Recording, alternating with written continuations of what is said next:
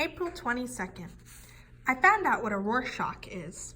It's the test I took before the operation, the one with the ink blots on the pieces of cardboard. The man who gave me the test was the same one.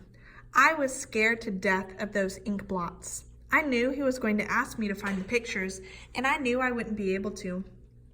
I was thinking to myself, if only there was some way of knowing what kind of pictures were hidden there.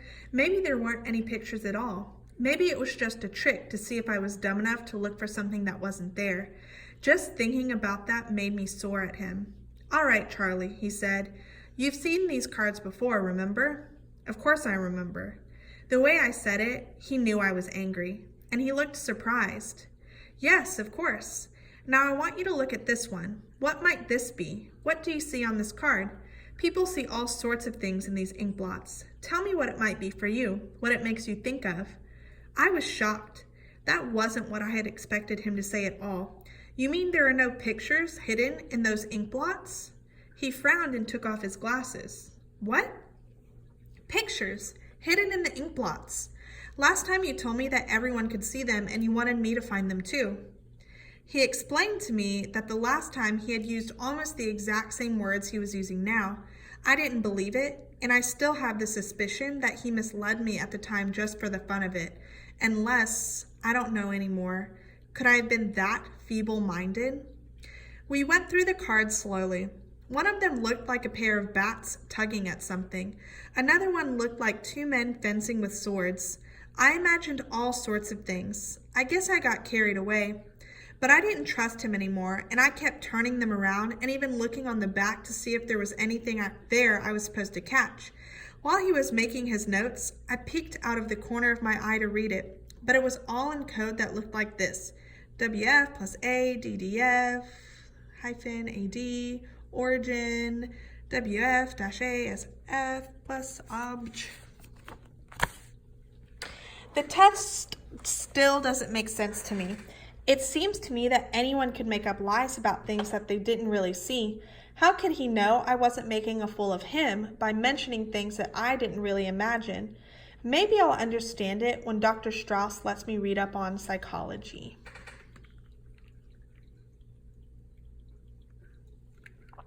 April 25th. I figured out a new way to line up the machines in the factory, and Mr. Donegan says it will save him $10,000 a year in labor and increased production. He gave me a $25 bonus. I wanted to take Joe Karp and Frank Riley out to lunch to celebrate, but Joe said he had to buy some things for his wife, and Frank said he was meeting his cousin for lunch. I guess it'll take a little time for them to get used to the changes in me. Everybody seems to be frightened of me. When I went over to Amos Borg and tapped him on the shoulder, he jumped up in the air. People don't talk to me much anymore or kid around the way they used to. It makes the job kind of lonely. April 27th. I got up the nerve today to ask Miss Kinnian to have dinner with me tomorrow night to celebrate my bonus. At first she wasn't sure it was right, but I asked Dr. Strauss and he said it was okay. Dr. Strauss and Dr. Niemer don't seem to be getting along so well. They're arguing all the time.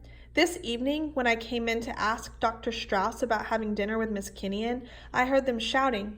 Dr. Niemer was saying that it was his experiment and his research, and Dr. Strauss was shouting back that he contributed just as much because he found me through Miss Kinnian and he performed the operation.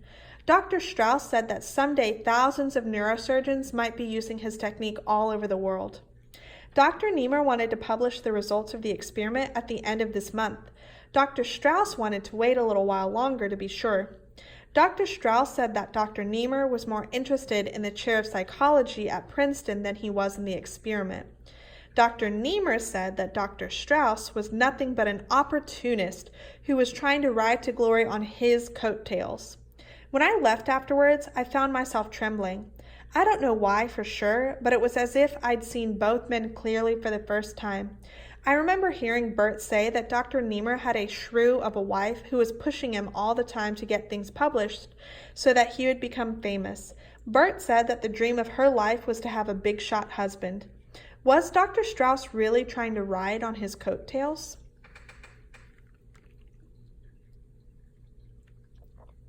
April 28th.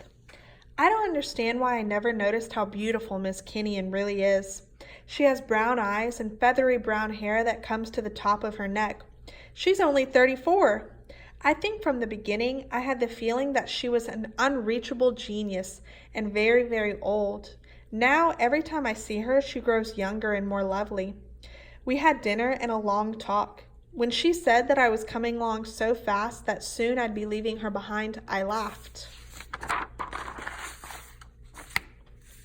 It's true, Charlie. You're already a better reader than I am. You can read a whole page at a glance, while I can take in only a few lines at a time. And you remember every single thing you read.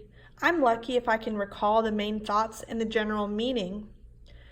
I don't feel intelligent. There are so many things I don't understand.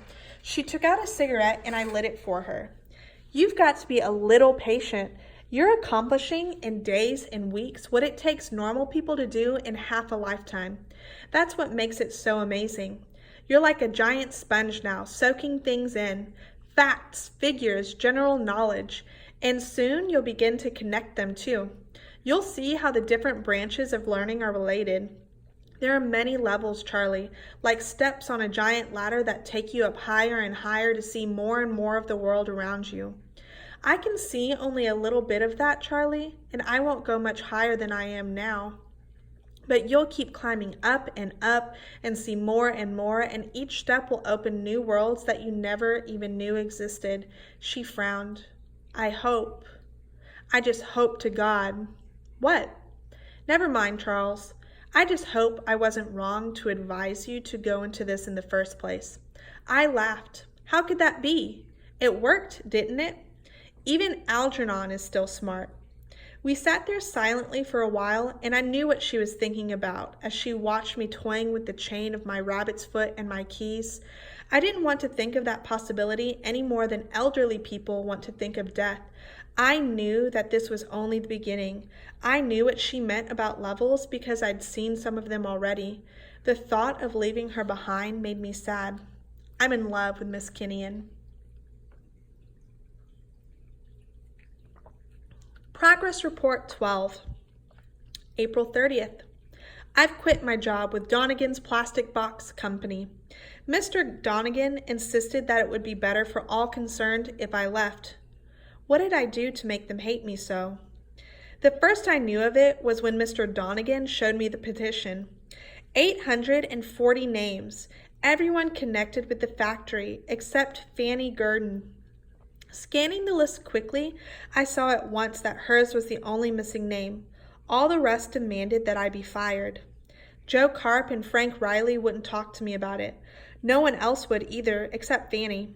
She was one of the few people I'd known who'd set her mind to something and believed it no matter what the rest of the world proved, said, or did. And Fanny did not believe that I should have been fired. She had been against the petition on principle, and despite the pressure and threats, she'd held out. Which don't mean to say, she remarked, that I don't think there's something mighty strange about you, Charlie. Them changes, I don't know. You used to be a good, dependable, ordinary man.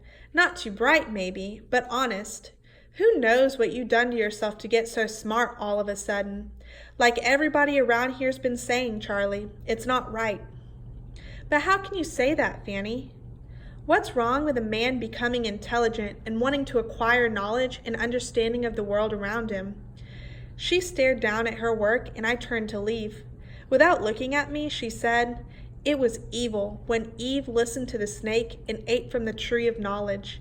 It was evil when she saw that she was naked. If not for that, none of us would ever have to grow old and sick and die." Once again, now I have the feeling of shame burning inside me. This intelligence has driven a wedge between me and all the people I once knew and loved. Before, they laughed at me and despised me for my ignorance and dullness. Now, they hate me for my knowledge and understanding. What in God's name do they want of me? They've driven me out of the factory. Now I'm more alone than ever before.